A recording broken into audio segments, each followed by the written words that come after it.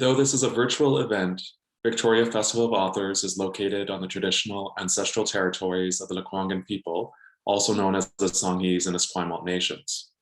We acknowledge the ancestors, hereditary leaders, and matriarchs, as well as the creators from these lands, and give thanks for the privilege of living and working here. We are committed to serving as learners and listeners. Hello, my name is Kagan McFadden, and I am the president of the board of directors for the Victoria Festival of Authors. Welcome to In Conversation with André, Alexis. Thank you to our sponsors, BC Arts Council, Canada Council for the Arts, the CRD, the Government of BC, the United Way of Greater Victoria, and Munro Books. This event, as all VFA events, offers closed captioning. Please click the double C at the bottom of your screen to view the captions. Please use the Q&A box at the bottom of your screen if you have questions for us or for the author during the event. The moderator will be able to get to some of these questions near the end of the panel. Speaking of which, this conversation with André Alexis is featuring and moderated by Hal Wake. Hal has been engaged with the literary community for 3 decades. He has conducted interviews with Alice Munro, Rohinton Mistry, and Eden Robinson, amongst others. In the 80s, Hal was the book producer for the influential radio program Morningside with Peter Zowski. He hosted events with the Victoria Writers Festival from 1995 to 2004, and at festivals in Vancouver, New York, London, Auckland, Melbourne, and Sydney. He is an honorary member of the Writers Union of Canada and was the artistic director for the Vancouver Writers Fest. Now over to you, Hal.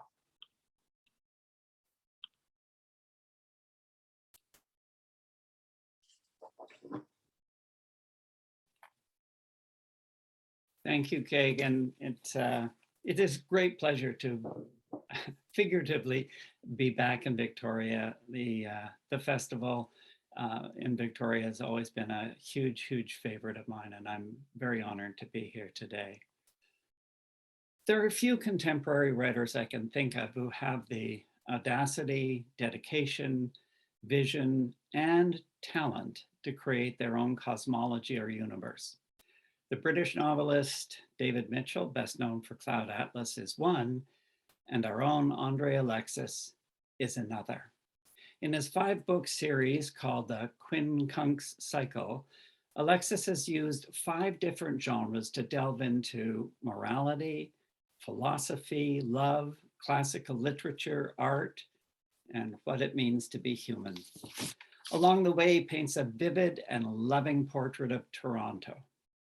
The citation by the distinguished Wyndham Campbell Award said this: André Alexis's work displays a mastery of literature's history and a startling power of invention, balancing intellectual sophistication with a sense of humor, pathos, and beauty. But while his work deals with in paradoxes and tropes borrowed from long dead thinkers, Alexis has time and again proven himself to be a provocative and modern thinker.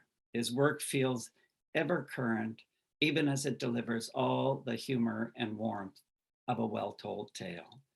And the new book in the Quincunx, and the final installment, is a romance entitled The Ring. It's an honor and a pleasure to have him with us today. Hi, André. Hi, Hal, how are you?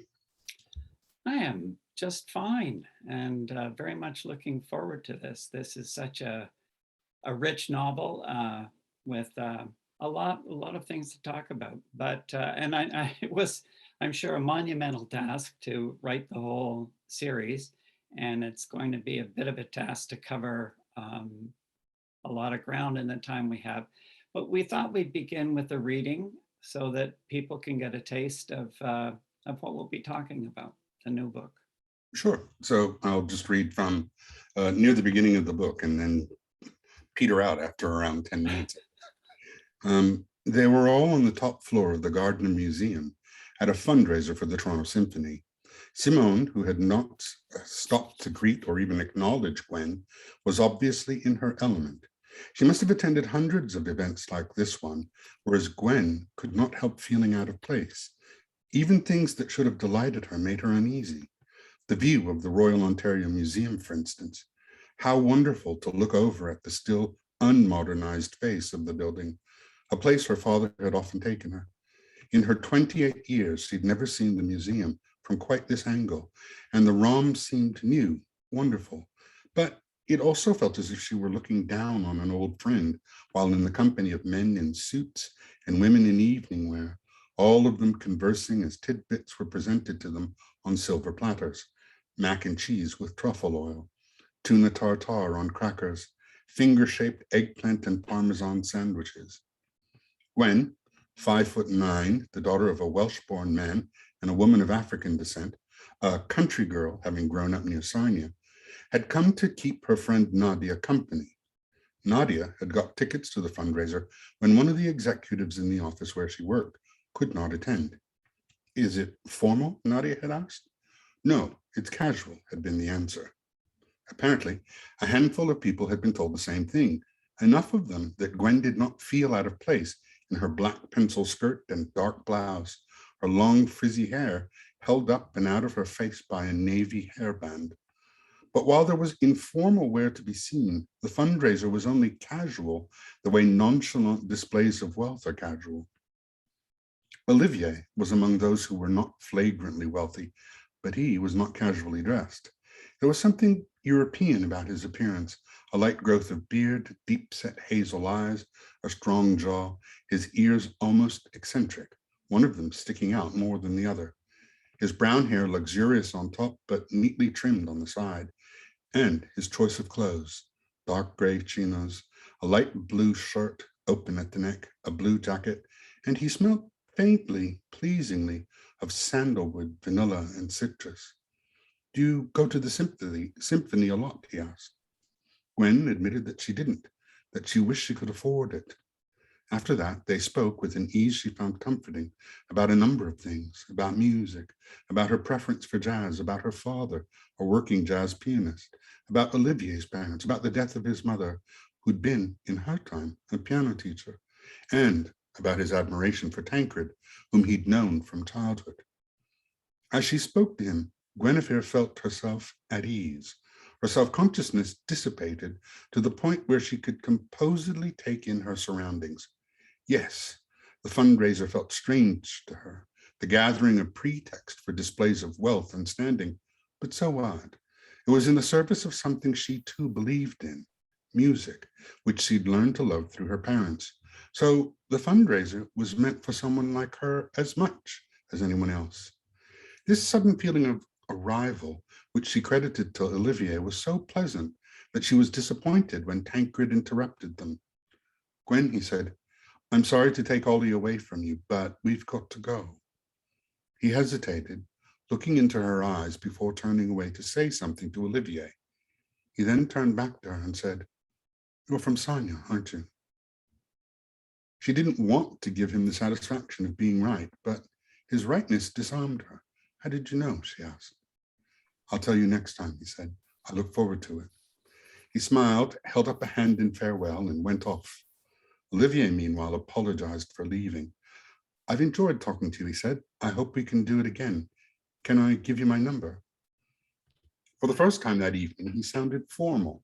She attributed this to his European background, however, and handed him her phone.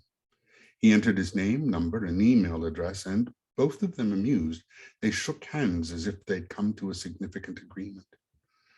Her disappointment at Olivier's going didn't last long. It didn't have the chance, because his departure left her with Nadia and the fragrant cowboy, who smelled as if a clump of lilacs had lost around to a raft of limes, trying to pick her up. Cowboy in appearance anyway, white 10-gallon hat, brown brushed suede shoes, a faded blue denim shirt, a bolo tie with a ruby clasp, black jeans, and a leather jacket. You'd have thought he came from somewhere in the American South, but Gwen had heard him say he'd come from Barrow, a small town in southern Ontario. He was in Toronto to sell sod and pigs. His outfit was for his clients, most of whom assumed farmers dressed country, and were reassured to find that, at least in this case, they weren't wrong. So Nadia had asked, what was he doing at a fundraiser for the symphony? Well, he'd had a few days off, and one of his clients had offered to bring him to something typically Toronto. And there you have it. His client had gone, but he'd stayed to soak up the culture, which was better than splashing around in cow shit as he usually did. I thought you sold pigs, said Nadia. I do, said the cowboy, but that's kind of a sideline. I sell your top class organic grain fed pigs. Hell, those pigs eat better than my kids. But I help with the sod farm my wife inherited, and then I breed cattle too. The difference between cows and pigs is I hate cows. I can't stand the stupid things. And that's why I like coming here. You all eat a lot of beef in this city. Gwen was immediately wary of the man. He was just the kind of farmer with attitude you'd meet traveling around Lambton County, where some of her father's family lived. She could see Nadia was interested in him, though. In fact, Gwen could have predicted it. He was Nadia's type, early 30s by the look of him, and you can tell he was in good shape, good looking in a way, but not the way she liked. He was like a Sears catalog version of the rugged man. On top of that, he was not, on first impression, what you'd call bright. Or on second thought, he was indeed bright, but played at being thick in order to attract women like Nadia, who preferred stupid men. Nadia preferred men who were slow because she thought them unpretentious. In Gwen's experience, however, they were usually pretentious in their own ways. Gwen had never seen her friend with a man who was her intellectual equal. A great shame, she thought. But there was no point to having that conversation with Nadia. Not again. For one thing, Nadia agreed with her. She knew herself well enough to identify her own weakness. For another, Nadia knew Gwen well enough to bring up her predilections: tall, sensitive, cultured. Now, there was a discussion that Gwen, who'd been through a painful breakup a year and change before, did not want to have. Her ex, Roland, had been all the things Gwen found attractive. What he had failed to be was honest, considerate, or faithful.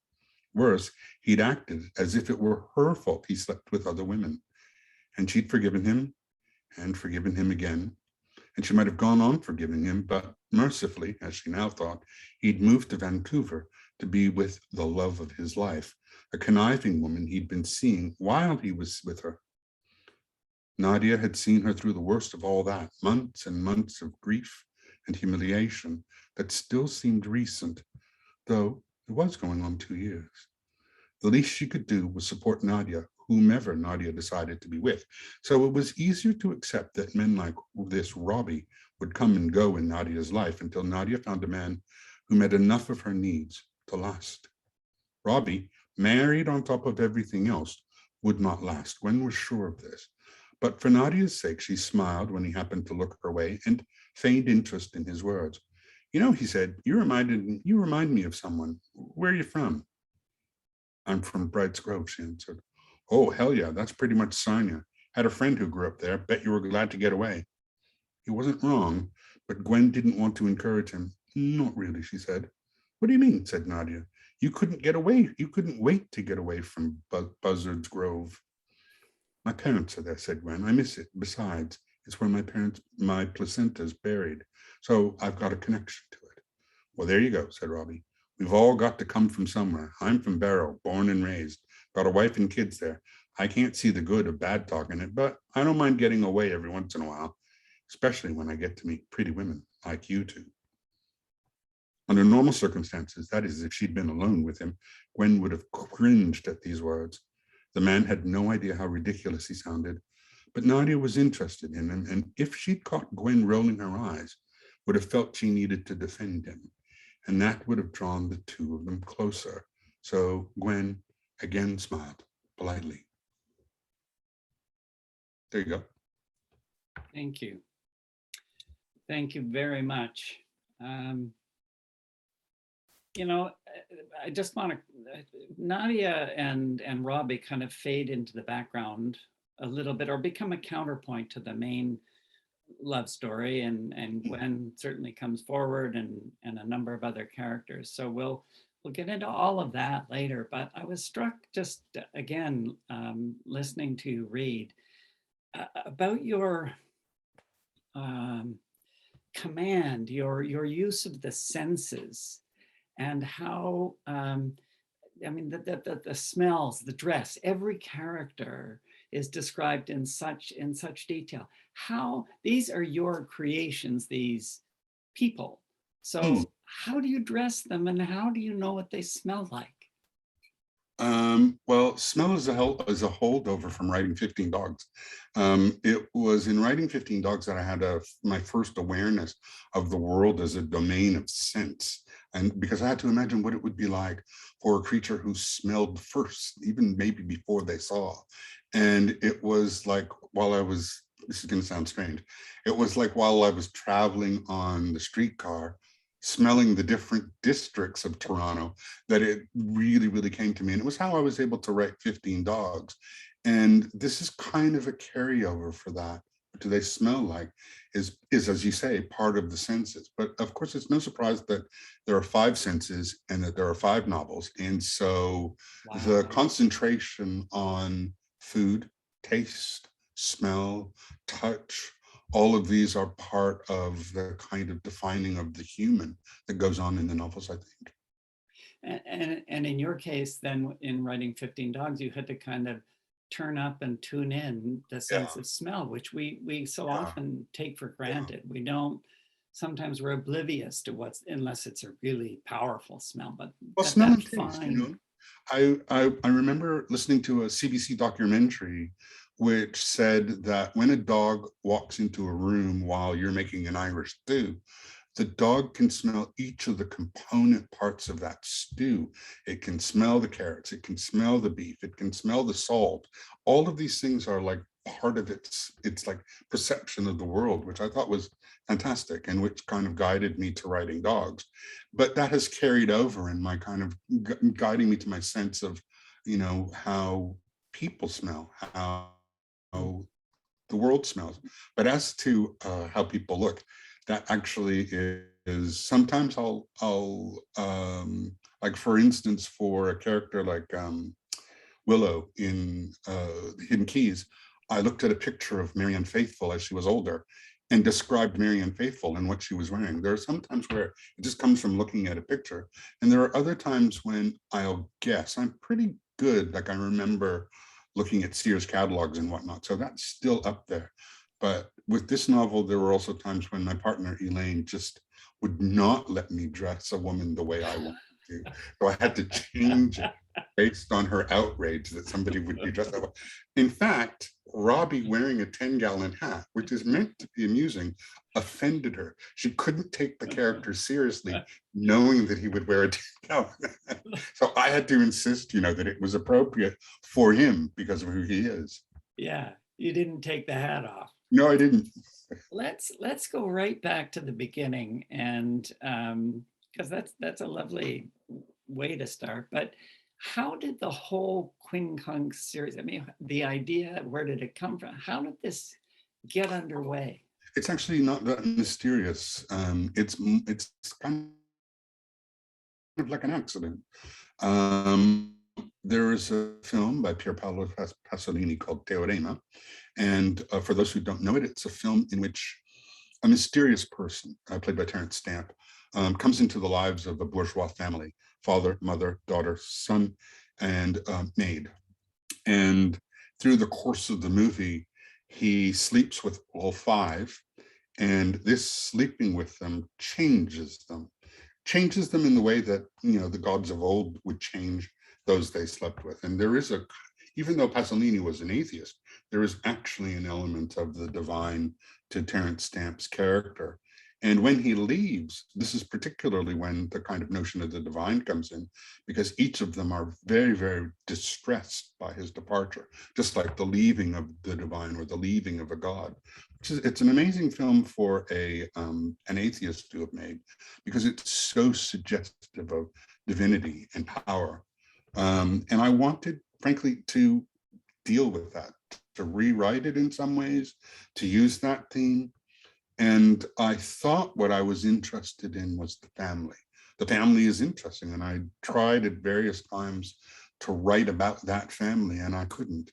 And it wasn't until I discovered that actually the notion of the God, the divine, the imagination of the divine was really what was interesting me. The imagination of power, what power means, what love means. Those were the things that actually I really was interested in. And realizing that, I really did have a sense of 5 ways of treating divine intervention in the world. And so each of the novels features the presence of the divine, except for one, the hidden keys, God is spoken of in their absence. And so that's the only one where the divine is a hidden presence, treated as chance, for instance, in the hidden keys. So it was in knowing that I wanted to actually talk about the imagination of the divine, which brings with it the notion of love and so on, that that's how it came from that movie. I think it's interesting. It might be interesting if you watch Teorema and then saw its shadow through the 5 novels through a Quincunx. You've said, you've been quoted as saying, so I won't say you've said, because maybe you didn't, and it's a misquote, but that you're a Catholic agnostic, but Yes. but that you're open, and I certainly believe that, except that it feels, certainly through this novel, like you're more than open. You're kind of searching and hoping, really. I guess maybe that's how I would put it, that there's something more than what the here and now and us. I think that's true, but not personally true. I know that's a bit of a paradox. I said I was a Catholic agnostic because the God I wasn't sure about was the Catholic God that I had learned about. So I don't know about Shiva. I don't know about any of the other deities as to their existence or not. The one, when I think of the deity, it's the Catholic God that was taught to me. And so when I'm agnostic about something, I'm agnostic about that version of God. But I am genuinely agnostic in that I don't know, and I'm convinced that we probably don't have the necessary equipment to answer the question about whether there is a God or isn't. And so maybe agnosticism is the way that feels more comfortable to me. However, part of what I'm really, really interested in, I suggested, the imagination, the idea of the divine is fascinating to me. How the divine plays itself out in the human imagination is almost more interesting to me than any idea of divinity. So when you're looking at the novels, you'll see various avatars of God, various versions of God, and you might take that as me wishing, as you did, and wishing for a God or not. But actually, I'm just really interested in how that idea plays itself out. And so it can feel, because you'll constantly see, a sheep who talks in pastoral. You'll see a long poem about Aphrodite. There's the question of whether miracles are part of God or not. I mean, all of these questions come up because they're part of what's fascinating. And do you know how, thinking about it, the fascination comes genuinely when I was a kid.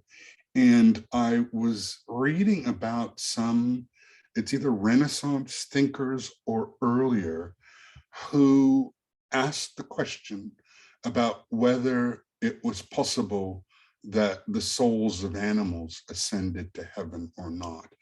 And I mean, might be an interesting question, might not. The passion with which they argued for or against dogs being in heaven was really amusing, but also really fascinating. And that's really, that has caught me since then. Like, what is it that you would argue about whether a dog can be in heaven or not?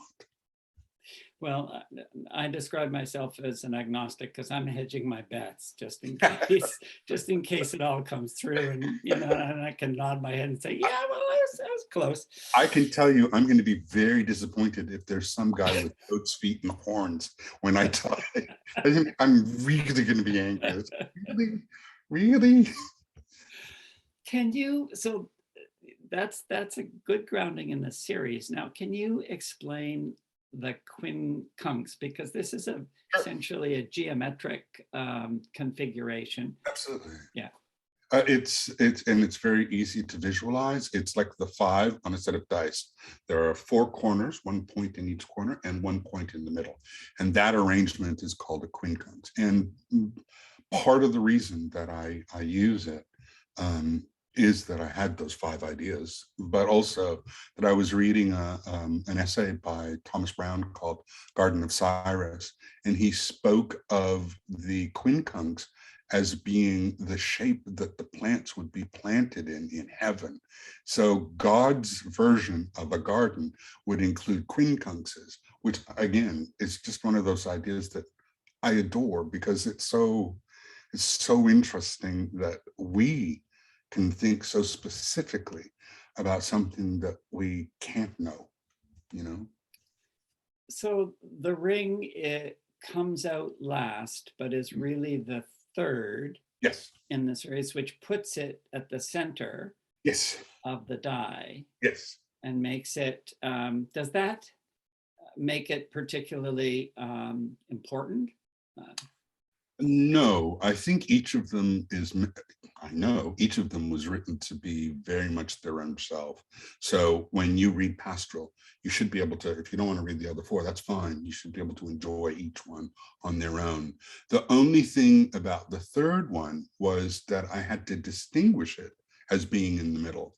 So one of the ways that I did that is that if you're reading it in my order, 1, 2, 3, 4, 5, characters from Pastoral and 15 Dogs precede the third one, but characters that you'll then meet in the Hidden Keys and Days by Moonlight are also in Ring. So you'll have like a recasting of what you read, because the characters in Ring come from before.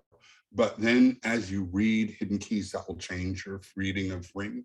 And as you read Days by Moonlight, it will change everything that you've read, because in fact, you end up in Barrow and go in a circle, right? So the plan was to have it so that you can, Ring is kind of Janus-based, looking backwards and forwards, and changes your sense of what it is that you're reading, changes your sense of the organization, I think. Was it possible to do this without mapping it? Yes. When You could only do it without mapping it, honestly. If I had, seriously, I would think you could only do it by mapping it. no, it was really that I had a set of thematic ideas, you know, God, power, love, and a set of genres, you know, Romance. a mystery, a pastoral, an apologue, and so on, the travel narrative. And I concentrated on those things. And I knew that I wanted Ring to be in the middle. So I had to devise how it would be in the middle. So I had to write everything around it before I could tell what the middle would mean. But if I had written 2 specifically, like for this to happen here and here and there, and if I had mapped it out, it would have taken away the pleasure, and it would have made also each book more dependent on the others in the series. One of the things that I really wanted was that you could read any of them, 1, 4, 5, whatever you wanted, and have an experience of a good novel. And so I felt like if I had planned it too much, it would have made each novel too dependent on the others. And so I didn't. But that said, I'm going to rewrite all 5 novels now that I'm done, so that there's a certain amount of. Why? I'll give you a very concrete example. When I was writing 15 Dogs, there was a dog there called Rosie, and I realized that I wasted an opportunity to have her speculate on what it is to be a female dog as opposed to a male dog. Would she put it in those terms? What would that mean for her? As I'm talking about all of these ways of thinking, I didn't deal with that one. I didn't deal with Rosie as female, whatever that is, in her mind. And so I would like to go back and do that. I would like to go back and make sure that the names echo across them. So in Pastoral, there's a dog named Bruno that sort of talks. And then Professor Bruno is in Days by Moonlight and in Ring. So there's a kind of echoes that I really like, and that I would like to straighten up. I don't want to do the Henry James thing where you rewrite your work and it's all worse than it was when it first came out. So it's going to be a light touch, but it will be just to get those kind of echoes playing, because it's really kind of tightening yeah, up. yeah, absolutely. And also making it so that it's playful for you, the reader. When you're reading the 5 novels, you'll go, oh, wait, I remember that from, and you get these little shocks of recognition and non-recognition. I did reference David Mitchell, and I have that experience with David's work, that you have that revelation of, oh yes, that's so and so in it, from a previous novel in a different guise in a different time and whatever, and it is satisfying as a reader to go, I get it, I found that. Yes. So the center dot, and the ring is at the center, and at the center of the ring is a poem. Yes. Now I know how you're gonna answer this, but I'm gonna ask it anyway. So that the fact that it's at the center of the center of the center of everything, Yes, doesn't really give it added weight or significance in your mind, does it? yes and no, but mostly no. I think you're right.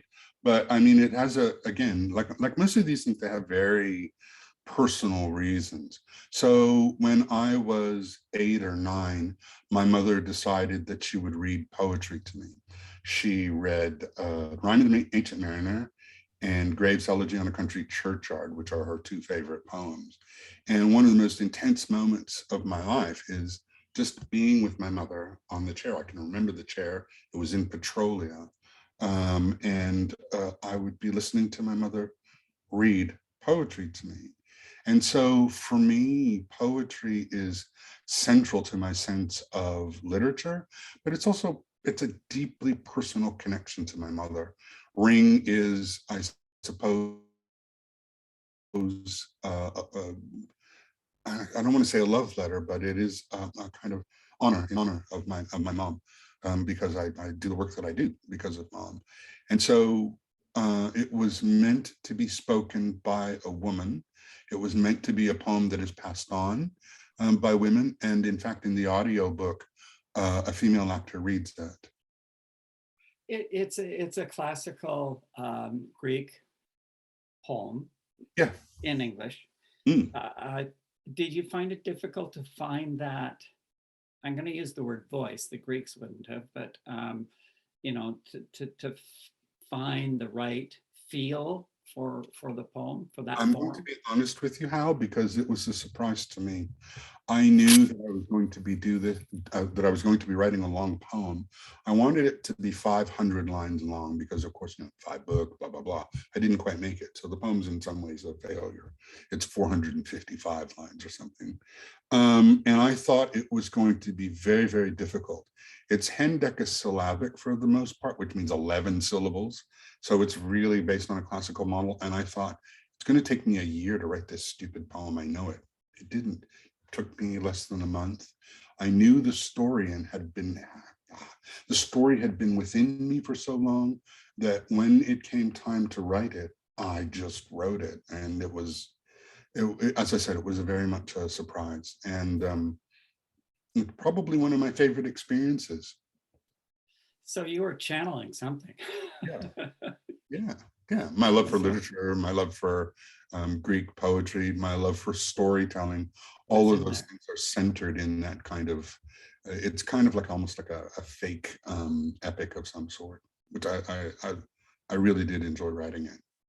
So the poem's replete with illusions, which is also very, I think, apropos classical literature. So people believing their eyes only to find out that what they thought they believed is completely different.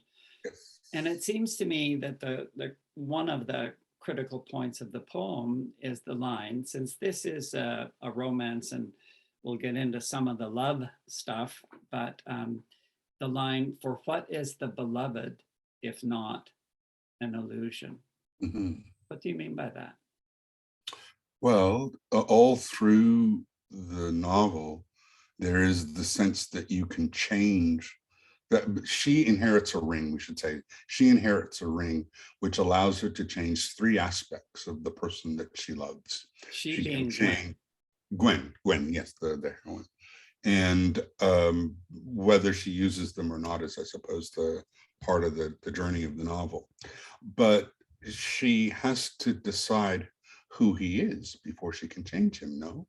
And does she know who he is? Do you know who a person is at the start of a relationship? It's kind of an odd gift to give at the start of a relationship. I mean, you'd kind of want to be with somebody for 10 years and then change them in 3 significant ways. Pick But of up your course, stuff, man. yes, do the dishes, do the, yeah. Come on.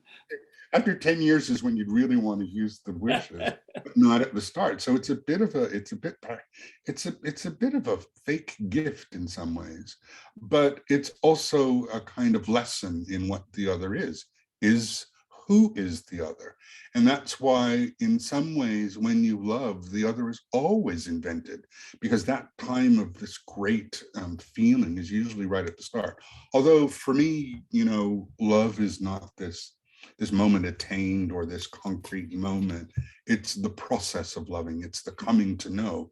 And actually, because I think of it as a process, it's also if the relationship doesn't work out, it's the uncoupling. It's the going away from the person.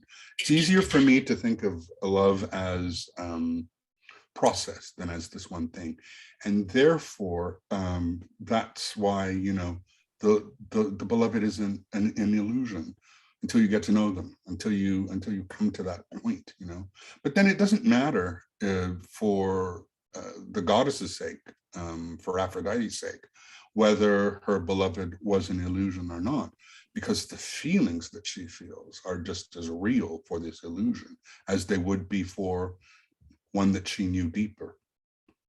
When having those wishes bestowed upon her by the ring, and bestowed upon her mother and grandmother and great-grandmother and back through many, many generations, the same set of rules apply, and every one of those women has just one female child, so there's no complications with men muddying things up. Yes. But it imposes a kind of important moral questioning on Gwen's part, in the sense that you're messing with somebody's life, and she's read about the choices that other women, her foremothers, have made.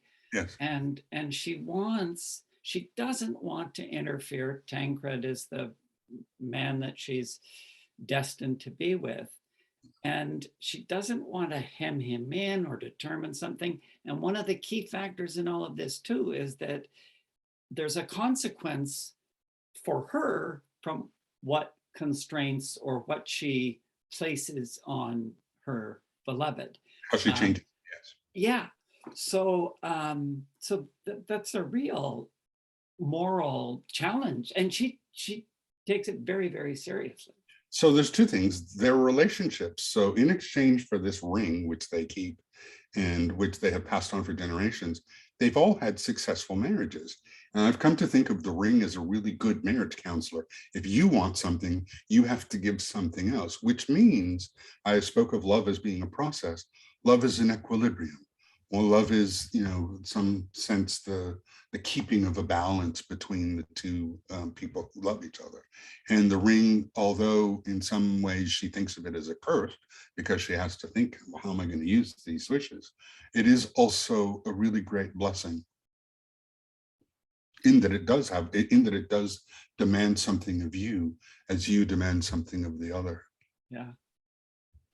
This, you've alluded to this, and now we can make it more central in our conversation, but this really is a novel about women, isn't it? I mean, it's their discovery and use of power, mothers and daughters, their agency, and a kind of reversal of much of literature. It's the men who are acted upon in the novel. Yes. And I would say that, so to be honest, I wanted to write, because there were so many damn men in the 5 novels, I wanted to write one novel where there were no men. I started off thinking, I wonder if I can write a novel where no men exist, and it's fine. I wasn't able to pull that off because when you're talking about love, then there has to be an object of some sort, I suppose. But to be fair, Hal, although there are a lot of female and non-binary characters in it, it is more about characterized characters for me. Like, what do they want? And it's also very much a book written in honor not only of my mother, but of my sisters. And it just so happens that when I was young, there were no guys in the neighborhood. So I grew up playing, learning to turn double Dutch and playing with the girls. Do that? That's all I used to be able to. I think it would wind me now. But yeah, my growing up was really among girls. And so I don't think of women as alien. I know that there are differences, but for my purposes, if I can do it so that you, the reader, will accept that this person is a person, then I'm good. I don't have to prove to you as a writer that this is a woman and this is a man and so on and so forth. You get to play with those creations, and if they're effective for you, then I've succeeded, and if they're not, then I've failed in some way, and somebody could point that out. I mean, I think the object is also to, as a writer, to just treat your characters as human beings and try to listen to them and figure them out ultimately. So it's not that I'm disagreeing with you that there are a lot of women characters and that there are a lot of things happening amongst women. It's that I don't think it that way when I write. To me, it's not that there are a lot of women characters. It's the sort of power dynamic. It's very clear that the four fathers, the mates to all these women along the way, you know, they're the ones who get acted upon, and as opposed to. Don't we have a great example in Christian thinking? Joseph doesn't know what the hell's going on. It's his wife that is engaged. He's just a pawn, an unwitting dupe. Yeah, and Gwen mentions Joseph. In fact, you know, it's one of many men who have had the divine use them for its own purposes. So we have a kind of an example of that within the Christian, right, where the woman is the center. I mean, it's no surprise that there are people who worship the Virgin Mary as opposed to even Jesus or you know, God. Yeah. Well, let's carry on with some of the characters, some of the other characters. You've been quoted as saying that Tancred is the character you're going to miss the most, and also the most difficult character to write. So the most difficult character I've ever written, and the one that I'm most frustrated by. Yeah. I don't know. My daughter was asking me, you know, where do you get your ideas? And I said, well, it's usually, you know, you have one book and an idea or a voice or something, and you carry on with that, and they suggest each other. And so usually a novel is the completion of a set of ideas or a story or a voice that you want to follow. But in his case, I created, deliberately, obviously, a character who didn't want to talk to me, who was guarded, who had his own private life. And when I tried to make him explicit, it didn't work. It felt like I was describing somebody that was a block away as opposed to being beside them. I don't know if that makes any sense. Your sense of a character comes when you're beside them and you're trying to feel their way through, you know, what they're going through, and then you can make a good guess about what they're going through and how they're feeling. But anytime I tried to describe those things explicitly with Tancred, I found that it didn't feel like I knew what I was talking about.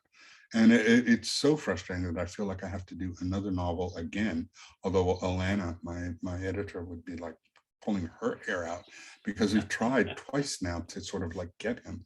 And in doing the rewrite of the Quincunx, I would probably concentrate on Tancred, trying to figure him out a little bit more, or at least telling you, the reader, why I can't do it. Okay. So you would let us in on that you wouldn't be trying to figure him out. Yeah, I don't think I can, I don't, at this point, I sort of give up on the idea of making him explicit, but it worked out for this novel, in my mind. The reader will have to be the judge of that, because not knowing who he is explicitly is an invitation to think about him on her part and maybe on the reader's part as well. We don't even know till much of the way into the novel that he is inordinately rich, that he is enormously rich, because that is just, he's not It's not his thing. Yeah, he doesn't. Well, he also comes from extreme poverty and is in some ways ashamed of that wealth. Yeah. You don't find out until the next novel how he came upon that wealth. So you have to read the novel after, which will change again your sense of him. So there's a kind of, there really is, each novel that you read up to the third one will change the novel that precedes it. And Robbie was apparently the most fun character, the Yeah. Robbie of the cowboy hat. Yeah, yeah, he was so this is, I guess, so if Tancred wouldn't tell me anything, Robbie wouldn't shut up. So, you can't, it's, okay. Anything I said about Robbie was like, yeah. He's like this, he's like this, he's like this. Yes, he is like that. He would not shut up. And that's really fun to write and easy to write, much easier than Tancred. But it's also interesting how monomaniacal he is. He's chasing a version of love we know from Pastoral, because he starts in Pastoral, and he's still chasing this kind of version of excitement and love in Ring. And he happens to find someone who is as unbalanced as him, but in ways that are counterbalance to his chaos. It's two versions of chaos that arrive at a kind of equipoise. Just as good a relation as any other, but not a relationship I want to enter into. There's another, I'll call them a set of characters. I mean, I guess they're not a set, but a class, really. I guess I'm comfortable with a class of characters, Professor Bruno being one, his partner, Michael. There's a scene in a car when they're traveling down to Brights Grove and down south. And the conversation that goes on is about Heidegger and Holbein the painter. Yes. And Holbein comes back a little bit later. And I was reading and I was thinking, I don't know anybody who talks like that. Like maybe I'm just hanging out with the wrong people. But you seem to combine the kind of big brain, egghead, knowledge people with like Robbie. With Robbie in the same, yeah. Well, actually, when I was starting out, when I was younger, I certainly knew people who spoke of Holbein, or because I went out with a visual artist. So painting was something that I talked about all the time. Same with philosophy. I studied philosophy in university, so those conversations for me are not that foreign. They're part of my growing up. They're part of my formation. I think it's true that in general, we don't, get in a car and talk about Heidegger, but some of us do, and those two do, and they're both deliberately intellectuals, Yes, they're not hiding anything on No, they're not hiding anything. No, which is maybe a bit of a challenge to the reader, but for me, I wanted, how sometimes you create a space where you can talk about anything at all, anything you want to. And part of what is called your art, part of what is, your control of the discipline is creating an environment in which you can talk about anything at all. If I have to talk about bodily functions, if I have to talk about Heidegger, if I have to talk about smells, I create a language and a space in which all of those things can comfortably exist. And I think that's part of the challenge of writing a novel. It's part of also the fun of writing a novel. And part of the fun of reading it is there was a specific Holbein painting that was talked about and referenced. The ambassador. And it sent me back to look it up. And I was familiar with it, but I had forgotten that illusion where there's a skull which is flattened out and it appears just like a little disc from one perspective and another perspective, and it's a full, and what a pleasure it was to go back and see and feel that again.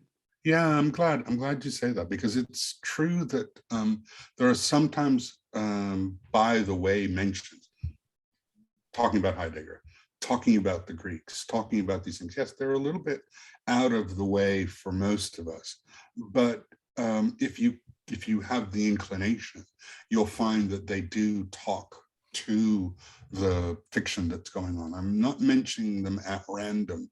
Stuff is going on that is part of the thinking and the creation of a fictional space. And I guess that's it, isn't it? There's a kind of, if you're being generous, the creation of a fictional space in which there's room for Robbie, and there is room for Professor Bruno, and different versions of what it is to be Canadian, particularly in Days by Moonlight. It was a real, Days by Moonlight, which is the last novel in the sequence, and my favorite, was a real meditation on what it is to be Canadian. And for me, as an outsider, what it is to be Canadian. And within that is, of course, studying at Carleton, of course, living with a visual artist, of course, knowing about writing, and of course, living in both Ottawa and Toronto, and especially Southern Ontario, which I adore, which is part of my childhood. I went to school in London, Ontario, while living in Petrolia. So that all that farmland between the two is also deeply part of my sense of what Canada is. It is rare for a novelist to pick out a book and say, that's my favorite. Mm-hmm. And you just did. Yeah. So why is it your favorite? Because it was the most surprising to me. I suppose I knew that I was going to do a travel narrative, but I didn't know that it would be heaven, purgatory, and hell.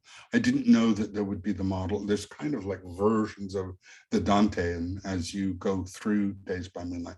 And that was a surprise. And to be pleasantly surprised like that is always a pleasure. But I also feel that in a way, that's the novel in which Ontario, Toronto to a certain extent, but Ontario very much, was strange to me in its strangeness. In imagining those small towns, they're all versions of Petrolia, obviously, and Southern Ontario, but I got to re-experience them from a different perspective. And so it's like the dogs, because having to imagine yourself as a dog for a year is very odd, but going through what Ontario is and re-experiencing it in some essential way was really a pleasure. It's like being able to see your home through somebody else's eyes. And so I don't think that anything I write will surpass that, or unlikely to. But it wasn't the most fun I had writing a novel. The most fun I had writing a novel was Pastoral, which I did while I was in London, England, and I was intensely writing about Canada, and nothing of Canada was in my surroundings. Wow. Yeah. You've made me think that every so often, and I mean with some regularity, I remember our drives from Ottawa, our family drive from Ottawa to our cottage, which was down the Ottawa Valley past Renfrew, and I can see those fences, the stone fences, the rail fences. I can smell the cows. I mean, of course, now Ottawa is extended 1,000,000 miles beyond what it was when I was a kid. But those trips were so, and the smells. I mean, the smells were so incredible. You could get out to, when I was growing up, you could get out to the country very, very quickly. Yes. Cumberland was where, I don't know if you know who Sonia Smits is, but we're friendly with her family, the Smits, and they lived in Cumberland. And so that drive was like that, you know, you're out and you're in the country immediately. I haven't lived in Ottawa for a while, and a friend of mine was criticizing me by saying that my version of Ottawa is a version of a city that is dead, doesn't exist anymore. And I think that that's true. I think that that's true. But it's true of any Canadian city, I think. Well, I shouldn't say that, but you know, Vancouver has changed immensely from the days when I was first out here. And You feel at home in Vancouver, Hal? Have you ever felt at home in Vancouver coming from the East? Is it your home? there is something about mountains and ocean Yeah, they're pretty primal. that are primal. And when you start to realize, and it doesn't happen every day, but that you're kind of in tune with the tides, even if you're not going down there every day, there's a sense of the elemental. And the city was built in a way, I think they're going to destroy it in short order, but there were these view corridors, and you could be taking a bus down Broadway Yes. and turn your head and bang, there are the mountains. Yes. And it takes you out of whatever is going on in your life, and you just, and then also just to walk in the, anyway, that's enough about Toronto, with which I am somewhat familiar because I used to have to make, well, not unhappily, annual trips to. And you, the portrait of Toronto, I mean, you take us on this voyage from Bloor down to the waterfront, walking through the University of Toronto campus and Queen's Park and the whole deal. And so I would say, but you know how I asked you whether you ever felt at home in Vancouver, because I understand that Toronto is where I live, but the way that I depict Toronto is of someone who is not quite of Toronto. I think I hyper notice things about it because, you know, if there's a city that I really belong to, it's Ottawa. And I can write about Toronto in a certain way, which is observationally. I like the city a lot. My daughter was born here. I have a home here. So it's not that I dislike the city, but I never feel quite as if I can take any of it for granted. And one of the things that I did while I was writing Hidden Keys was I asked myself, you know, if I could never see Toronto again, what is it that I would miss of it? What would be, what would stay with me as well? Like if I had to describe Toronto to a Martian who had never been and I could never go back, what would stay with me? And that, I think, is the product of a kind of anxiety, but also being foreign to it. I think that a lot of my friends who were born in Toronto aren't so hyper aware of it in quite that way, with quite that anxiety. And so I think that the versions of Toronto that you see are, in my novels, are versions of a person that is not quite anchored enough to know a lot of things, but not quite settled in there. I want to go back to something that you said maybe 10 minutes ago or so about creating a space where kind of any conversation can be had, anything can be talked about. And certainly because there are characters of mixed race in the novel, and examples or experiences of racism, casual or not so casual, are referenced just really as part of the character's experience, yes, but not politicized in a kind of identity politics way. And so what is your relationship to race and racial politics? Complicated in that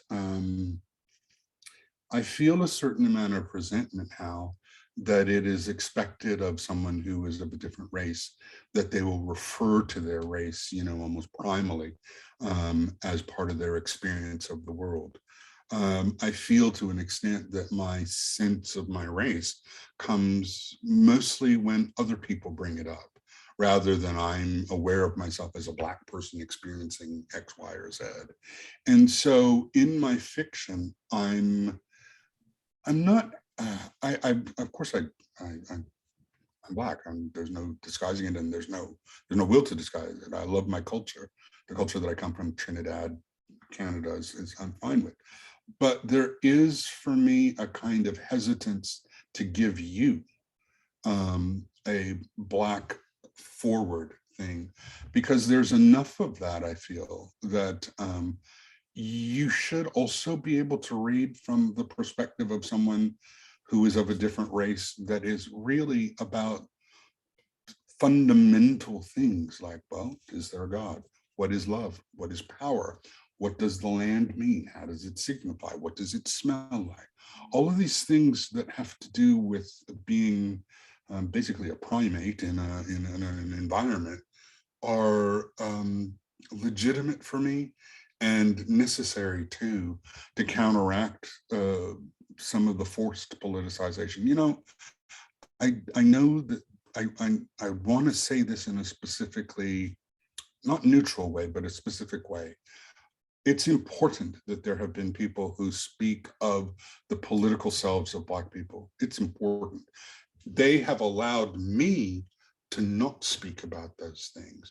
All the stuff that went on in the 50s and 60s and 70s for Black rights and whatnot have come to me in the year 2020, not having to, or us not having to, because of that. You know, it's easier to be Black in public. And I really feel that if we were at the best state, we would not have to mention it at all. It would just be, okay, so that person's Black. Who you are. Yeah, Well, we're all going to get all mixed up anyway. Yeah, but which is not a stressful thing for me. No. I've got Chinese and Irish in my bloodline, so you know, I'm not too stressed about it. But I do feel that sometimes there is a kind of covert oppressiveness of the political when it's something that is expected of you. And so I do try to deliberately avoid that, or when I do talk about the political, make it something that you have to decide on, the reader. You engage with it and you sort of figure how you feel in terms of the racism, for instance, or class, because class is a huge thing as well through the novels.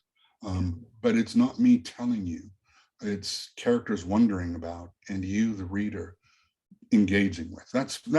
That feels to me to be a little bit more in line with what I like in fiction and what I would like to pass on as fiction. It reminds me very much of Timothy Finley, who said, "I'm gay, but I'm not a gay writer." Yeah, I'm a writer, and I happen to be. Yeah, but I mean, part of your experience is being gay, or part of your experience is being white, or part of your experience is being Black, and so it's naturally it can be understood as being in the background without you pushing it to the foreground. You shouldn't necessarily have to push it to the foreground in order to be a legitimate fiction writer or a legitimate poet or a legitimate whatever. That's not to say that it's wrong to do it. It's only becomes oppressive when it's the thing that everybody expects you to do as a first step. I would like it to be like a third step, a fourth step. You know, you're in with me. Like, that's why in childhood, one of my earliest, not my first novel, I didn't tell you that the character was Black until page 60 or so. I wanted you to experience him as a human being and then put this thing on you. And I was kind of dismayed because the British edition featured a Black child on its cover. And I just thought, well, that gives it away immediately. Whereas I wanted you to already identify with the narrator before you had a chance to judge him based on his race and what you think race means to that character. Frustrated by the cover. I have a friend who's written a novel unpublished, regrettably, I think, which is about a ventriloquist, and it's a very light kind of mystery. But the novel opens with a conversation between two characters, which you accept as at face value until, I don't know, 15 pages or 20 pages in or so, and you realize that one of the characters is the ventriloquist, and the other's the dummy. So he's in fact That's talking, lovely. That's lovely. I would steal that. he's talking to himself. That's good. That's actually really good. It's a hilarious conceit. Okay, you know, it's time for people to start thinking about questions. If you want to ask them, if you don't have questions, that's fine. What did Arlo Guthrie say in Alice's restaurant? I'm not tired. Wow. Like he could keep singing Alice's Yeah. restaurant at people. Yeah, yeah. I'm not tired. But this is an opportunity. One thing that's occurred to me a number of times throughout the conversation, but also just in ruminating about your work and this book, I've never seen any connection, anybody connecting you with Roberts and Davies.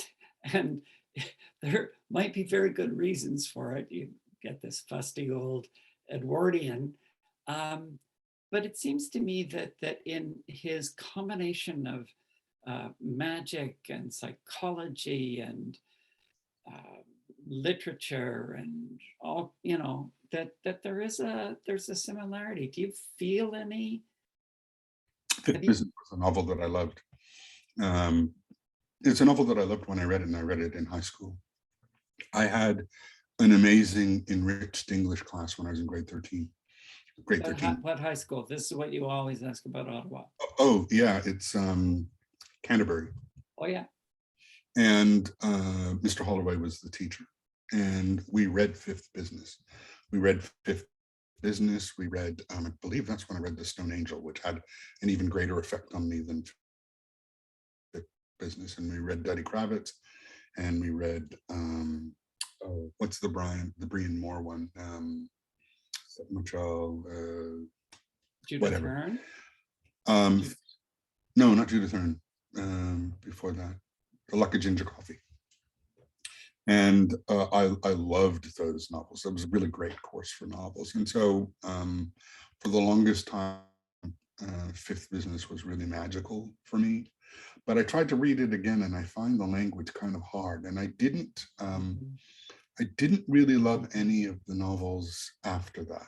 Fifth Business was the only one that really, really caught me. Yeah, I don't have any problem with being compared to Roberts and Davies. I guess that's to my advantage. But he didn't have much of an influence, no. You know, there's a deeper influence for me in, as I said, Margaret Lawrence. And that's because Margaret Lawrence is really small towny. Stone Angel was Petrolia for me. And that was really kind of wow, thinking, oh, wait, somebody's talking about a small town and it's interesting. And that was kind of like an awakening of, well, why do you have to write about New York anyway? You know, that was the birth of contemporary Canadian literature, was the influence that Margaret Lawrence had, I think so, on so many writers who suddenly realized, I can write about where I come from, I can write about this country, and it's a legitimate thing to do, and it is perfectly fine literature. Yeah, absolutely. More than that, it was very moving, because it was a lovely reflection of, you know, kind of where I came from. So it was wonderful to have that reality be a literary reality. It was also lovely, you know, at that time to read Michael Naudate. It was lovely. He edited the long poem anthology, which was huge for me as well, because then it's all of these guys and women, men and women, writing longer poems. You know, part of that is reflected in the long poem in this novel, that reading those poems, Don Mackay's Long Sioux, or George Bowering's Allophane, those were really central experiences. And that's where Canadian literature really, I guess I would have to say that although my influences come from all over the place, there's a really central influence of Canadian literature from the 70s and 80s, 60s, 70s, and 80s. So I've got two more questions, and I'm going to blow the first one entirely. Yeah, well, just because of my brain. But there's a sort of touch point through the novel about comparing and or questioning the sacred and what's the second? The sacred and miraculous, Yeah.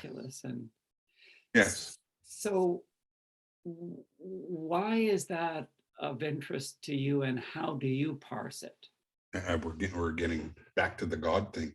That's, you got to. Yeah, it is. Yeah, it is. Okay, so it just suddenly occurred to me as I was thinking about the passing on of the ring, the possibility that it is sacred, that there is a distinction between the miracle it offers, which is to change somebody, and the sacred rite that it represents. That the sacred is an engagement with the divine in a way that is devotional, but that the miraculous is almost accidental. It happens once, or it happens, twice maximally, before it becomes process and therefore not miraculous.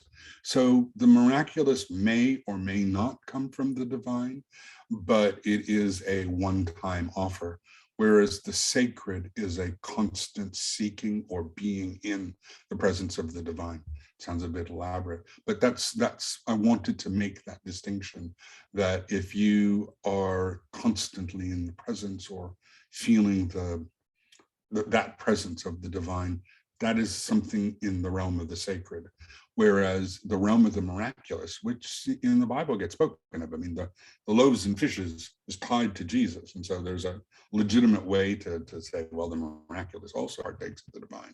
But I'm not so convinced of that. I feel that the miraculous, as I say, is a opening day special, and probably is a different relationship to divinity than the sacred is.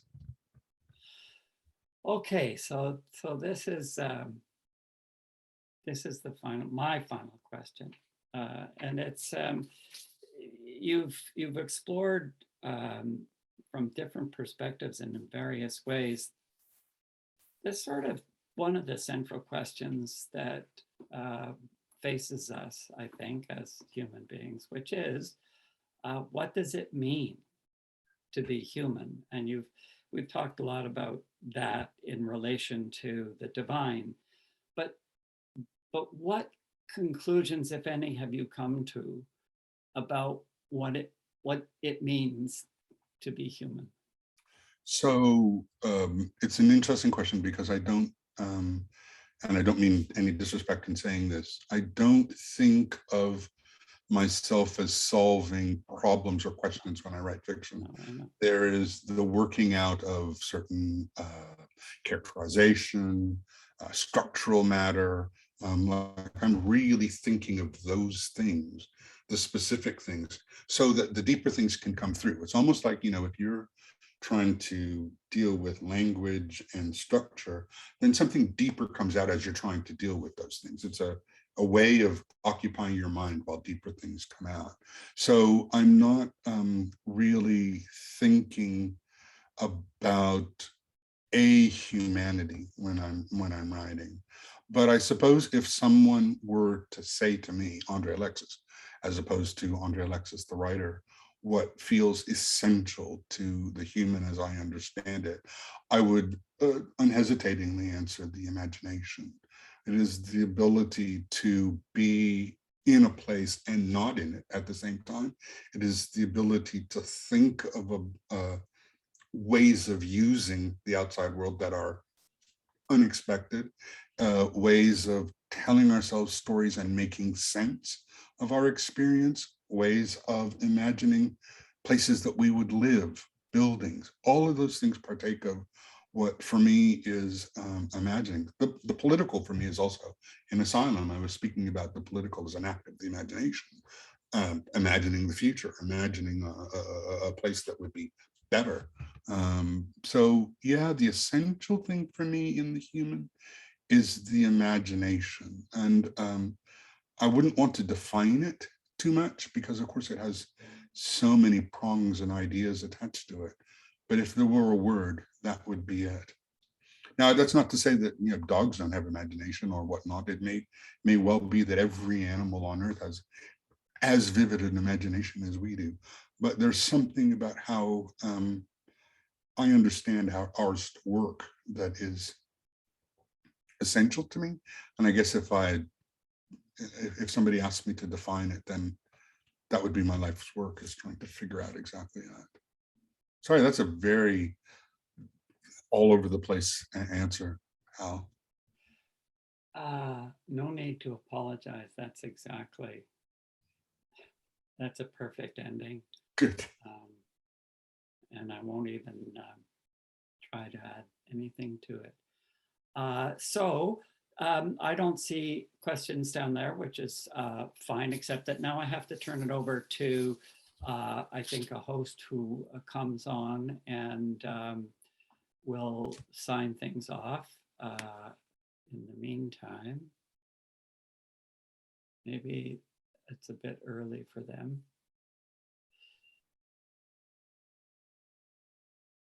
Well, I don't see anybody. Oh, they're not there. We're stuck talking to each other. That's okay. It's, you know. Yeah, it's fine by me. I'm wondering how it feels like not being the head of the Vancouver Festival. Have you gotten used to the fact that you're not tied to the festival anymore? What's that like?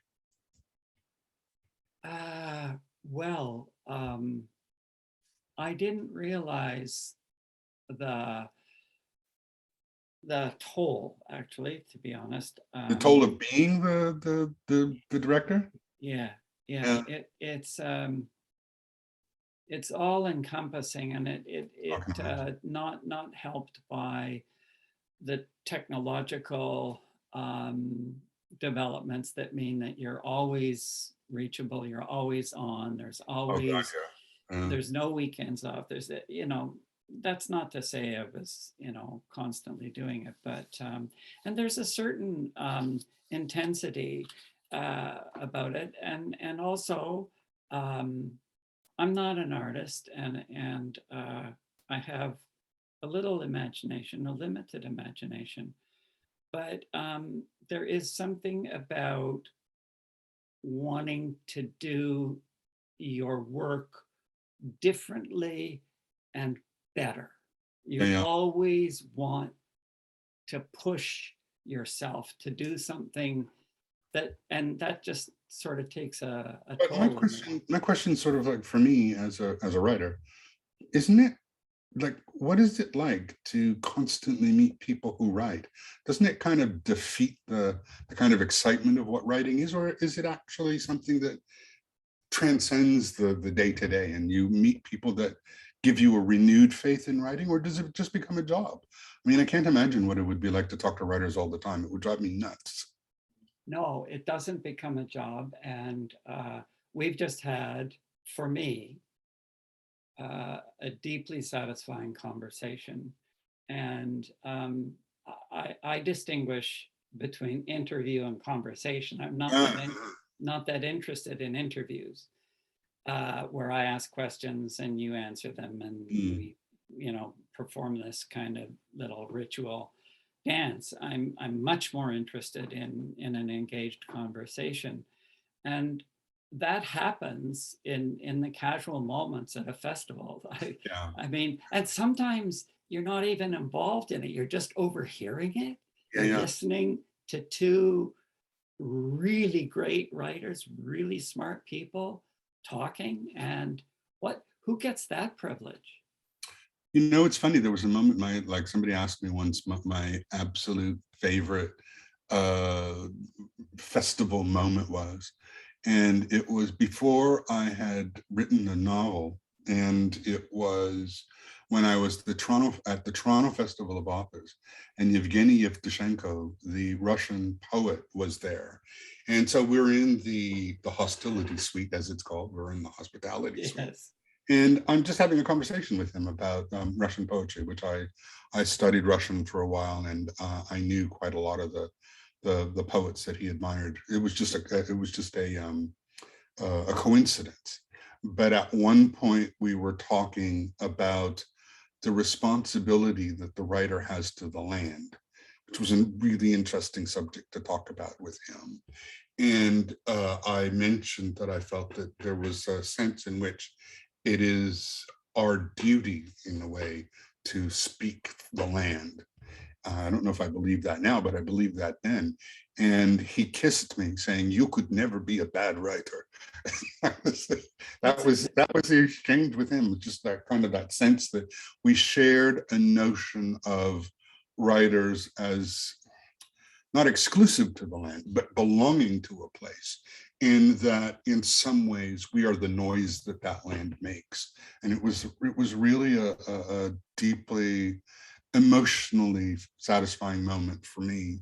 I felt it might have been the first time I felt a deep connection personally with a writer that I admired. I admired him a great deal. That's a very Russian idea. Oh God, yeah. The land. Oh yeah. And a very Russian acting. Oh yeah. And kissing you. Yeah. Well, what the hell?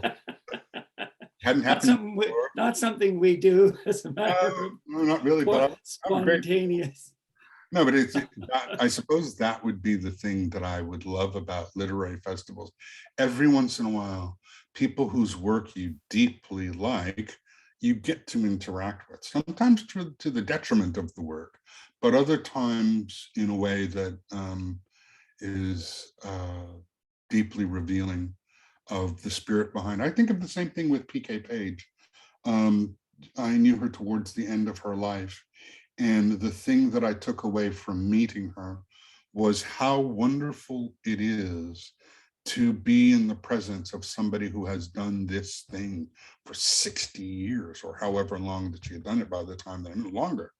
And that the trace of being an artist, the trace that being an artist and creating leaves over a long stretch of time is actually perceivable or feelable.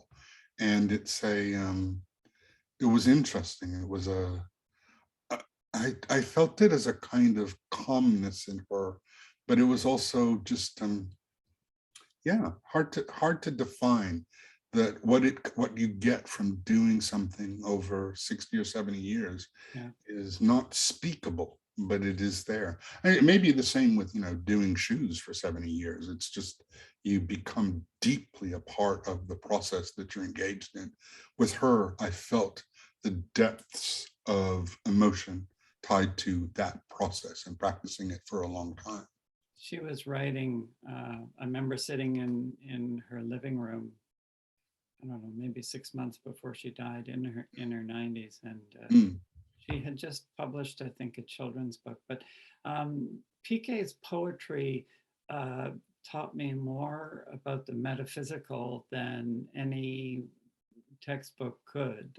It made the metaphysical, this is a contradiction, but palpable to me.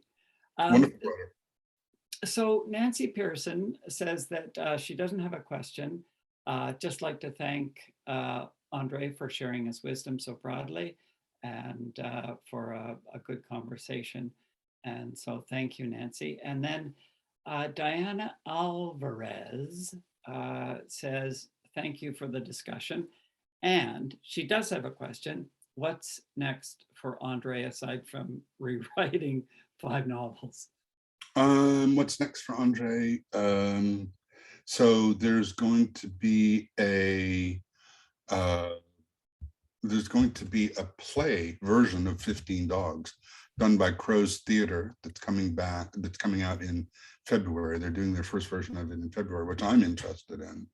I just completed a short film about my stay in Berlin, which was a really lovely thing to do. I'm writing a novel that takes up the characters from 15 Dogs in another setting. It's based on kind of Herodotus. It's called The Histories. And I'm going to be writing the rise and fall of the civilization of dogs in Toronto, based somewhat on like Herodotus. And aside from that, I'm writing a long story called Wynnum about a horse and my father. Wow. Yeah, it never stops. Well, and you've done opera. I've got an And opera that's on the go now with Quincunx, and one that I've done for James Rolfe, the composer. so no rest for the wicked. Now the questions. Sure, you guys, you just wait until the last goddamn minute and make it hard for me and my timing. Go Susan ahead. Olding, wonderful writer with a new book of essays out. She's just a fabulous, fabulous essayist. Writers are the noise the land makes. She loves that. Oh, and then she just says, thank you for the rich conversation. So that's not a question. Andrew Kerr, he, him, really enjoyed the talk, being born and raised in Ottawa and the Ottawa Valley. It's interesting reading these stories that describe a region I spent so much time in, even when the towns are fictional. I'm curious if you have any planned directions for your next book. I think this is a geographically based question. Do you think they'll be based in southern/eastern Ontario as well? Yes, the quick answer is yes. And the next answer to that is for the story that I mentioned, if I finish it, called Wynnum, is the first one that I've set in the United States. I spent a year in residence. I was teaching at the University of Massachusetts in Amherst. And for the first time in my life, a story came to me that had to be set in Amherst. I loved the way that Amherst looked. I loved the way New England looked. And strangely enough, it reminded me of Ontario in times. Yeah. And that's why I felt rolling hills and trees. And yeah, so it was kind of a new experience for me, writing about the United States and sort of wondering whether my language will be, because my protagonist is American, whether my language can pass as the American language, because there are differences between how a Canadian speaks and an American speaks. And I'm doing a kind of ventriloquism to get back to the idea. So that's kind of a source of anxiety for me. We don't, we can't open up new topics now with 3 minutes left, but I recently, through work on a project around Canada and the Frankfurt Book Fair, discovered, not like Columbus, not that, Berlin, and oh my God, what a city. And I know you've spent a lot of time there. A year, but I spent a year and change in Berlin during the pandemic. Indoors. The things that I love to do, like going to opera, going to see the symphony, going to art galleries, all of that stuff was nope. So it was like, it was off bounds. So what I did was I learned my one small neighborhood, Schönewald, maybe more deeply than I might have otherwise. And that actually was really important to me, really important. Well, okay. I think that's it. And oh, there we go. We're not alone. I was here the whole time. You were there the whole time. Well, I will turn it over to you, Kagan. Thank you, Hal. Thank you very much for attending this event, and thank you especially to André, Alexis, and Hal Wake. If you are interested in purchasing Ring or André's other books, please support festival sponsor and VFA bookseller Monroe Books. You can find their books featured during the festival in-store and online at monroebooks.com. Visit our website, victoriafestivalofauthors.ca. Oh, I'm a little, there we go. There's Monroe's. Visit our website, victoriafestivalofauthors.ca, for more details about this year's festival, including Q&As with all of the authors who participated in VFA 2021. There's also a place for you to sign up for our newsletter, so you'll be among the first to hear about next year's programming. If you would like to support the festival in another way, please follow us on Facebook and Twitter and encourage your friends to attend one of our upcoming events. You can also make a tax-deductible donation to Victoria Festival of Authors through our website or the VFA page at canadahelps.org. Your donations help to keep the VFA an engaging, accessible, and sustainable festival. So we hope to see you again next year. Thanks. Thanks. Thank you. Fabulous.